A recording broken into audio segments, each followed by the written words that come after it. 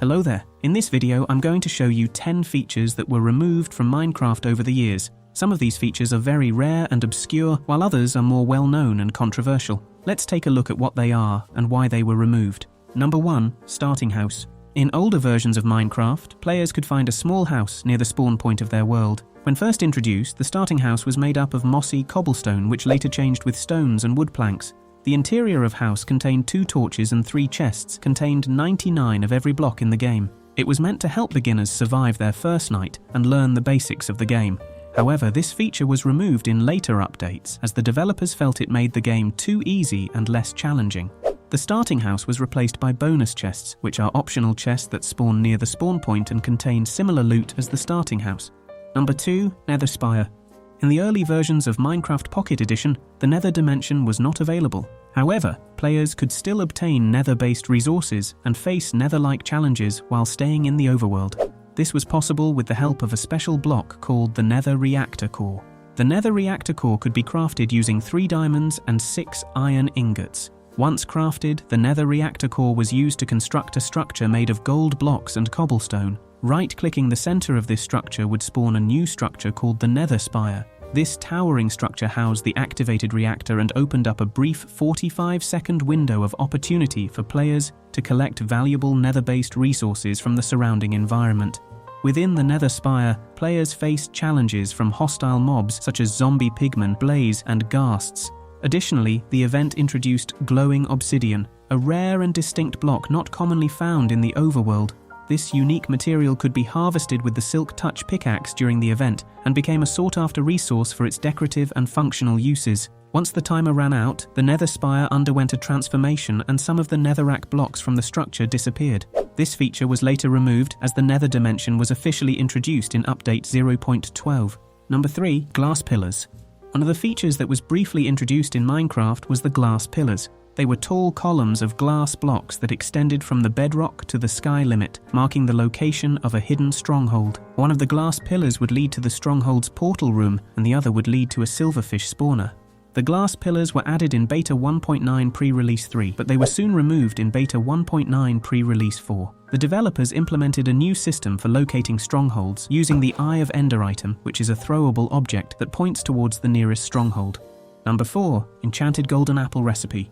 The Enchanted Golden Apple, often referred to as the Notch Apple, became an iconic and sought-after item in Minecraft due to its formidable effects and a crafting recipe that demanded substantial resources. Originally, players needed 8 gold blocks and 1 apple to create this powerful consumable. However, with the 1.4.2 update in 2012, the crafting recipe underwent a modification, introducing an additional requirement, a Nether star obtained from defeating the fearsome Wither boss.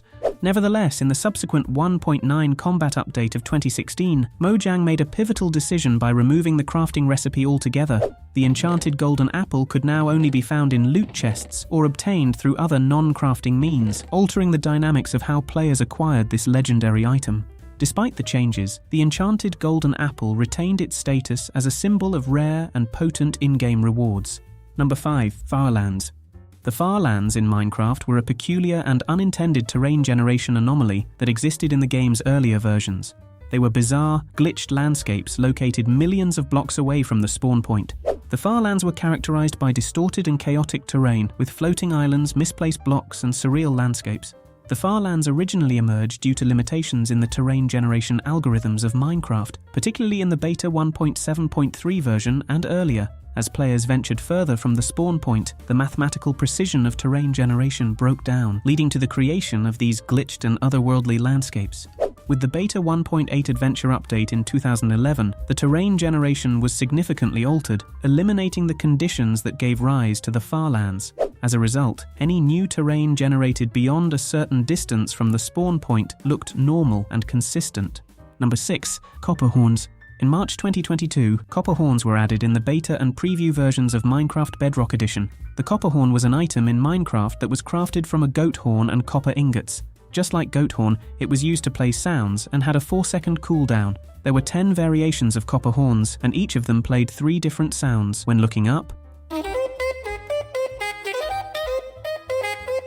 crouching, or neither of those.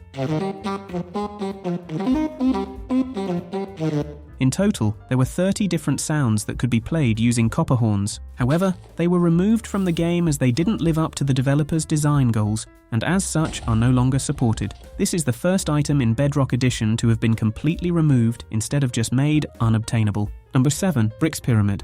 One of the most iconic structures in Minecraft is the Brick Pyramid, a massive structure that was generated in the early versions of the game. The Brick Pyramid was composed of thousands of bricks, and it was one of the rarest and most mysterious features in the game.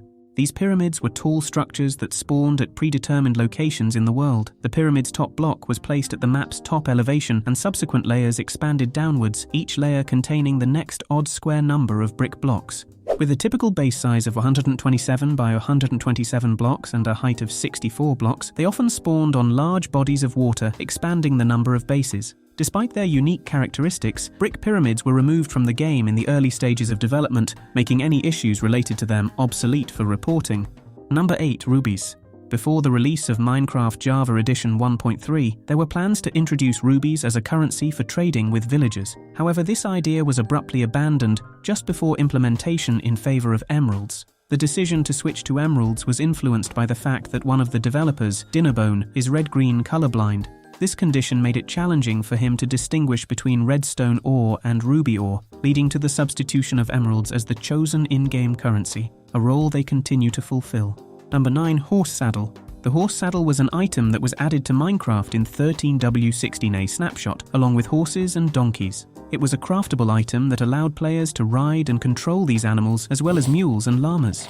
The horse saddle was different from the regular saddle, which could only be used on pigs. The horse saddle could be found in dungeons, temples, villages, and other structures. Unlike any other items, horse saddles could be stacked up to 32. In the 1.6 update, horse saddles were removed and regular saddles were now used to ride horses. Number 10. Monolith.